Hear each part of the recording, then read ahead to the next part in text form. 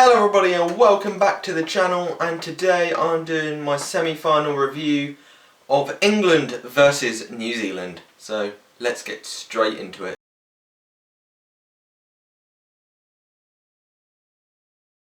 Now this was always going to be a titanic battle, and that it was as well.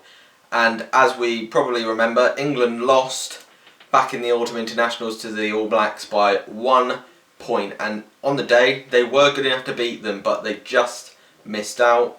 In this semi-final though, they produced a performance when it mattered against the All Blacks and beat them and managed to get themselves into the World Cup final.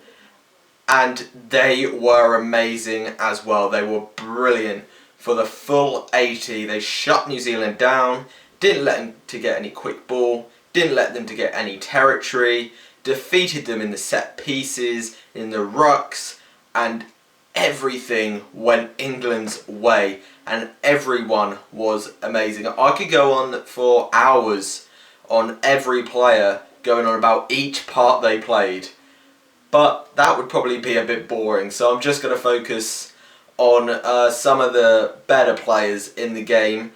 One of them being Maro Itoje, who was devastating in the rucks. Multiple turnovers. He was fantastic. He was all over the pitch. Slowed down the ball in the rucks, so that meant New Zealand couldn't get the quick ball that they wanted out of the rucks, and getting some turnovers as well while New Zealand were in potent areas. And he was just everywhere. All those rucks and in the air as well. And he was fantastic. And someone else who played a blinder, Courtney Lawes, in the lineouts, was brilliant. New Zealand going into the game put Scott Barrett as flanker to try and maximise more threat at the lineout time, and well, it backfired, didn't it? Because they were awful in that set piece area.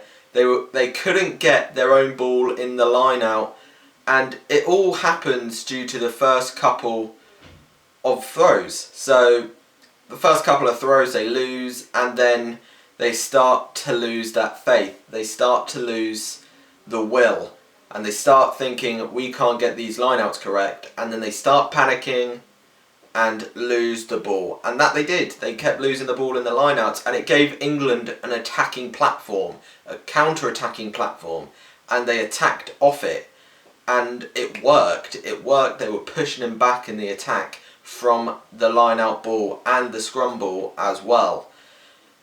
Another area where England were fantastic was in their defence. Their defence was outstanding everywhere on the pitch. The 22-metre line, the 10-metre line, the halfway line on both ends of the pitch. They were always defending like their lives depended on it.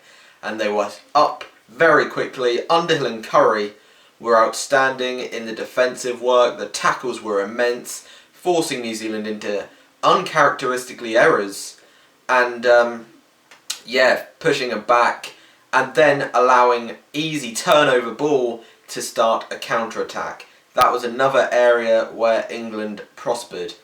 So basically what I'm saying is England prospered practically everywhere on the pitch, and the tries came from them. From these errors, from this pushing defence that they had, from the great attack that they were building.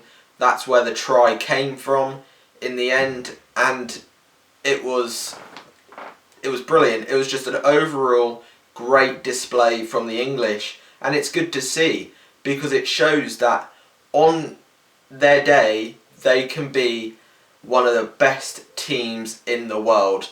And New Zealand looked shocked. They looked stunned. They looked like they didn't know what to do. And when they were behind, they couldn't get back into the game. Because, as I've said in previous videos, England had the momentum and they know how to keep momentum. And it worked. They were just keeping the momentum. They controlled the game brilliantly. And everything just went inch perfect. Of course, the New Zealand try, one of the only weak points in the game.